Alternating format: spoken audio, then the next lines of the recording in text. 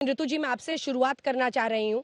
कम से कम एक बड़ा कदम ऐसा कभी नहीं हुआ है जब लोकसभा राज्यसभा से पास हुआ हो। आज चर्चा होनी है, वहां पर भी वोटिंग होनी है और जिस तरह से सभी पार्टियों ने, आपकी भी पार्टी उसमें शामिल है, सबने पक्ष में वोट किया है। एक बड़ा और ऐतिहासिक कदम नहीं है क्या? आपको अंदर से खुशी नहीं हो रही है इस बात की? जी, हमसे ज्यादा खुश कौन हो सकता है अंजना जी। हम बहुत खुश हैं क्योंकि ये जो सपना है वो कांग्रेस का था, राजीव गांधी जी का था, सोनिया गांधी जी का था, मनमोहन सिंह जी ने इसके लिए बहुत प्रयास किए। राहुल गांधी जी ने 2016 में पत्र लिखकर सरकार को याद दिलाया कि आप जो है महिला आरक्षण लेके आइए। 2017 में सोनिया जी ने जो है पत्र लिख के सरकार को चेताया कि जो है महिला आरक्षण बिल जो है वो आना चाहिए। तो हमसे ज्यादा खुश तो कोई हो नहीं सकता। हमारी खुशी है जो हमने बिना किसी शर्त के जो है समर्थन दिया है, ये खुशी तो है, ये और क्या है। लेकिन यहाँ पर जो है सरकार की नीयत पर हमें शक है।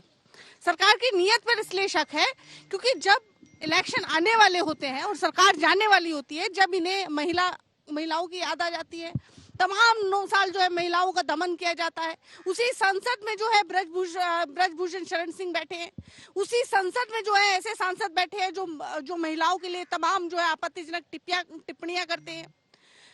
भाजपा के ही 139 सांसदों के ऊपर केस दर्ज हैं, जिसमें से 98 के ऊपर गंभीर धाराओं में है, जिसमें महिलाओं के प्रति गंभीर धाराओं में भी केस दर्ज है। ये बात यहाँ पे मेंशन करना जरूरी है।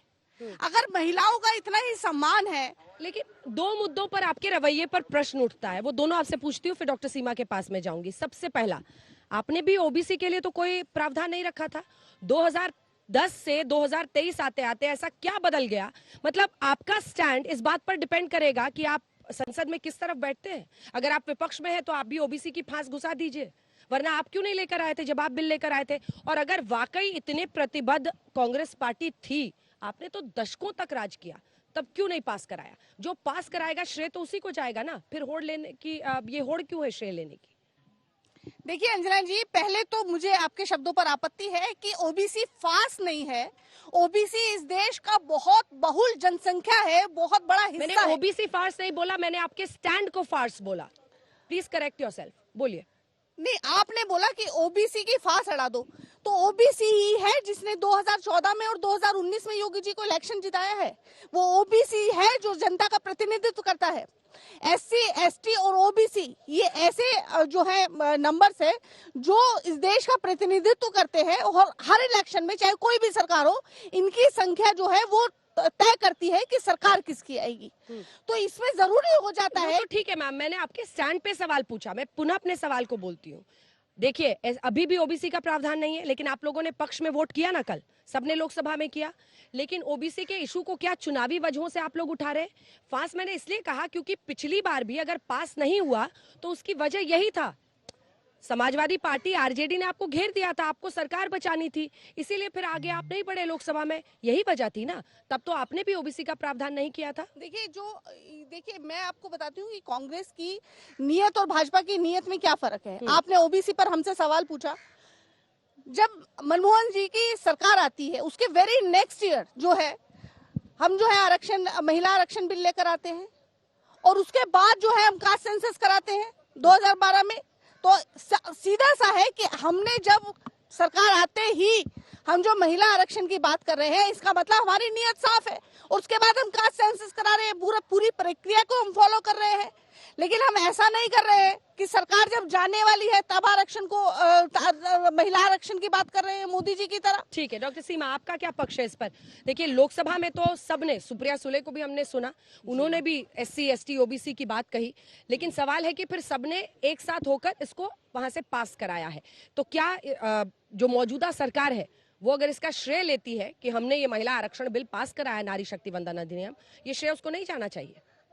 डॉक्टर सीमा, देखिए, विमेंस रिजर्वेशन बिल आज पास हुआ है और किसी एक को श्रेय देना, इसका मुझे नहीं लगता कि काफ़ी लोग हैं जिन्होंने कि शुरू करा। शायद 1993 से हमें याद आती है जब सरोजिनी नायडू जी ने उठाया इस क्वेश्चन को।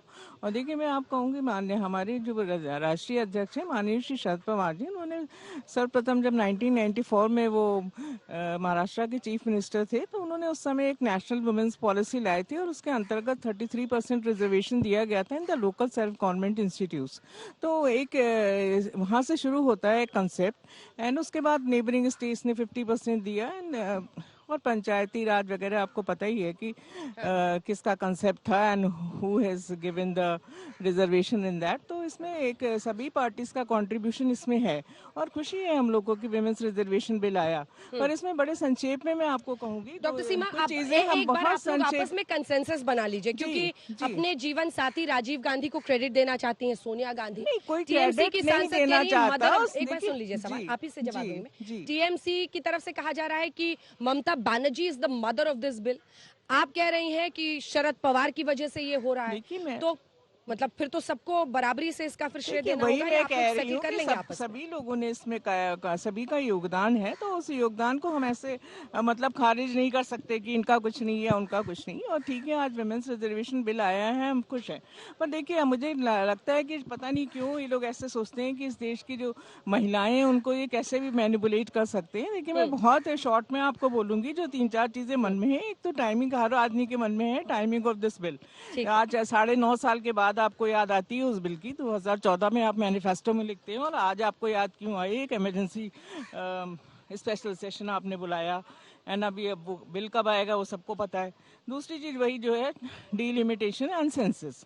तो सेंसस देखिए 2011 में हुई, 2021 में होनी चाहिए थी, जो नहीं हुई। और अगर हम पूछेंगे तो वही कोरोना था, ये सब था, पर कोरोना खत्म हुए भी बहुत दिन हो चुके हैं। तो सेंसस को लेकर जो आपका शक्ति- प्रश्न है, जैसे ही देखिए, बीजेपी सांसद यहाँ पर आती हैं, अगर आपने इसको सब्जेक्ट मैम कर अगर दिया उनकी है इतनी इच्छा सेंसस, थी तो वी फील ठीक है। लाइक हमें लगता है कि शायद हम बहुत बेवकूफ बनाया गया है हमें। ये बिल इम्प्लीमेंट कब होगा, दैट इज वेरी इंपॉर्टेंट। ठीक है, और हमने सेंसस और सबने पंचायत- सहयोग करा है। और ओबीसी कोटा इन कोटा की जो बात है, एक हाशिए पे खड़ी हुई जो महिलाएं हैं उनके लिए आवाज उठाना कोई बुरी बात नहीं है। और देखिए, एक मुझे लगता है कि जरूर उनको जो ऐसी महिलाएं हैं जो पंक्ति के में अंतिम खड़ी हुई महिलाएं हैं, उनका योगदान होना चाहिए। और अगर ये कोई ऐसी चीज नहीं है जो ये कह रहे कि आपने हमें ऑब्जेक्शन करने के लिए कहा है। 303 है, 303, तो उसका बड़ा दिल दिखाइए। मैं तो यही कहूंगी प्रधानमंत्री जी से कि आप बड़ा दिल दिखाइए और उनके बारे में भी सोचिए।